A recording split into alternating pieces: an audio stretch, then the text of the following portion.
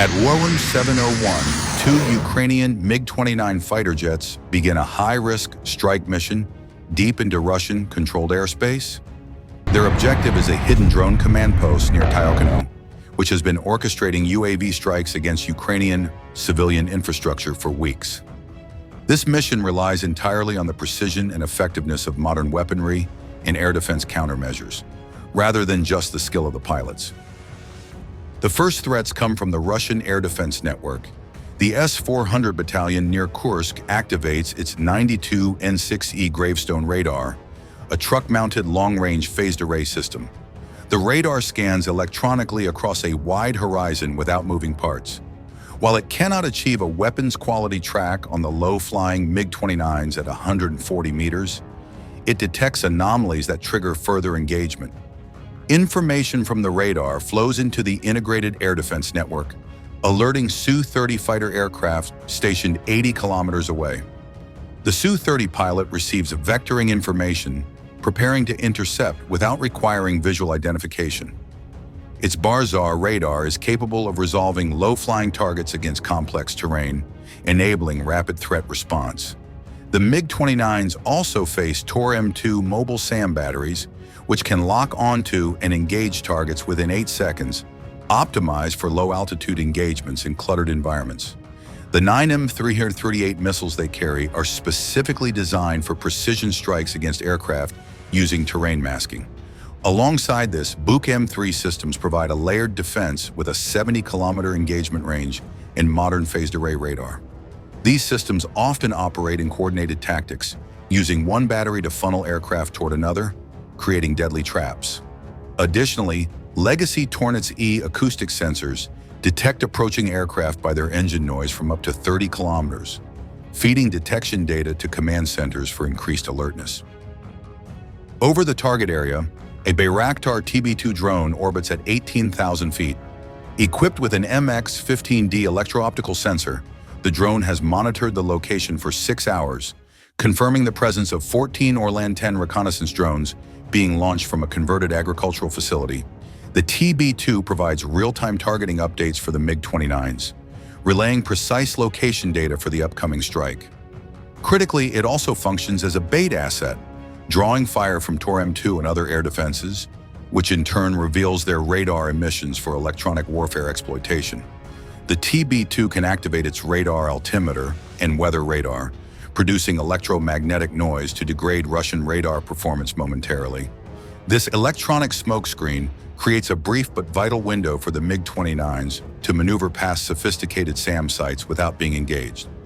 Central to the operation are the AASM Hammer bombs, precision-guided munitions weighing 340 kilograms each. The Hammer combines a standard Mk-82 bomb body with a French-designed AASM kit, including deployable wings that provide a glide ratio of 15.1 and a small solid rocket motor at the tail offering 10 seconds of propulsion, extending its range to over 60 kilometers when released from high altitude.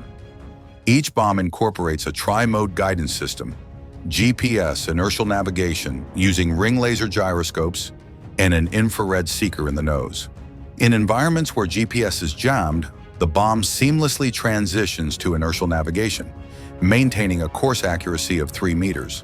The infrared seeker identifies pre-programmed target heat signatures, enabling engagement even through smoke or light cloud cover. Each bomb also contains a programmable SJU-64 fuse system.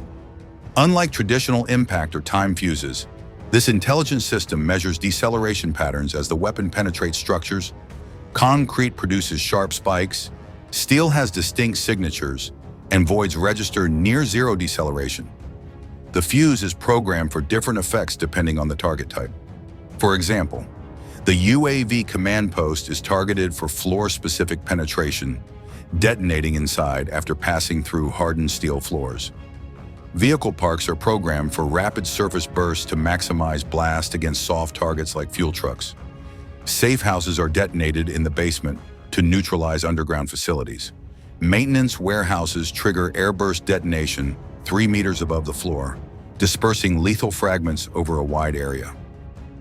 As the MiG-29s advance, the S-400 radar triggers alert signals, while Tor-M2 and Buk-M3 systems power up to engage. The MiG-29 lead aircraft adjusts course based on radar warning receivers to place low ridge lines between itself and SAM sites, breaking line of sight and mitigating direct threat exposure. These maneuvers consume fuel and time, but are crucial for survival. The Buk-M3 battery begins tracking the formation, transitioning from search to engagement mode. Normally, targets attempting to flee are easier to neutralize, but the MiG-29s adopt aggressive maneuvers. They turn toward the threat while deploying chaff to confuse radar tracking. The engagement computer anticipates retreating targets, so the unexpected approach of the MiG-29s exploits system assumptions, allowing the jets to pass inside the minimum engagement range of the Buk-M3.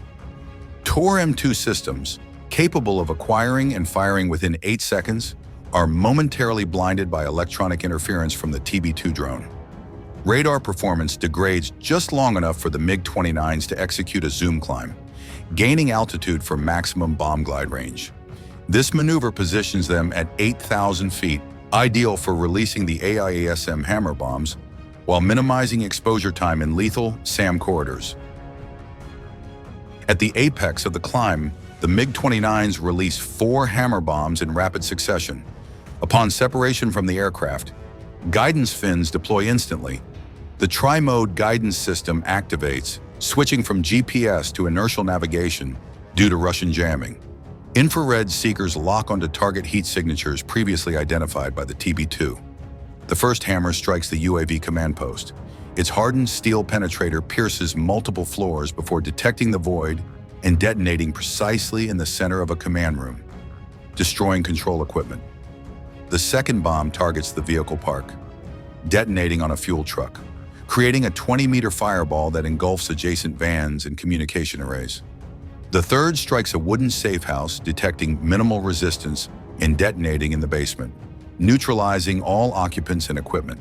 The fourth bomb enters a maintenance warehouse and detonates 3 meters above the floor, shredding Orlan 10 drones under repair and destroying control signals for 12 operational UAVs across Ukraine, forcing them into autonomous return modes. During the release sequence, Su-30 fighters launch R-77 active radar missiles. These missiles can independently seek targets at Mach 4 without continuous guidance.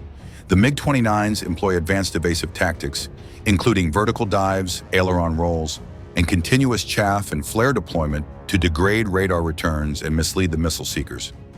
The first missile is defeated by the MiG's corkscrew trajectory and changing heat signature, while the second missile adjusts to the spiral flight pattern.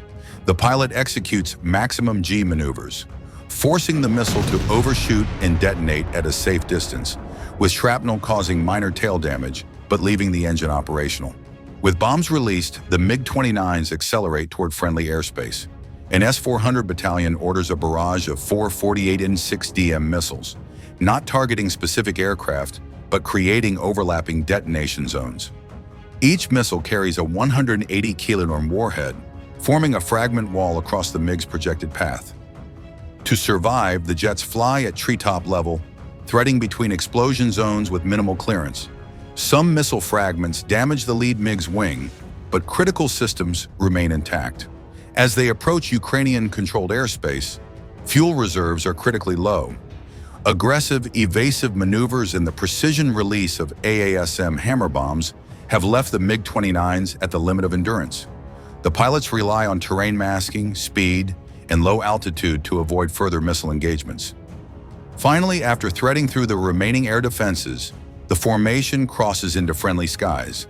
The UAV command post, vehicle park, safe house, and maintenance warehouse have all been neutralized in a coordinated strike lasting around 30 seconds. This mission demonstrates the interplay between offensive and defensive technologies. AASM Hammer bombs enable high-precision strikes against hardened and soft targets with programmable fuses and tri-mode guidance. Bayraktar TB2 drones provide real-time targeting and electronic warfare support, revealing SAM positions and generating temporary radar blind spots.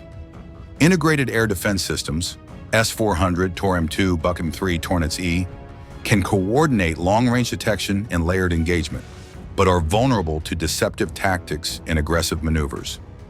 R-77 active radar missiles are formidable threats, yet can be countered with evasive maneuvers, terrain masking, and electronic countermeasures. The combination of precision munitions, real-time reconnaissance drones, and deliberate exploitation of radar gaps resulted in the total neutralization of the drone command network. UAVs in the region lost control signals, communication nodes were destroyed, and critical enemy intelligence was disrupted. The mission highlights the synergy between modern guided munitions, electronic warfare, and traditional fighter aircraft tactics in contemporary aerial warfare. The Ukrainian MiG-29 strike demonstrates the critical role of advanced weapon systems in modern operations. The operation was not merely a test of pilot skill, but a carefully orchestrated interaction of precision-guided munitions, reconnaissance drones, layered air defenses, and electronic warfare.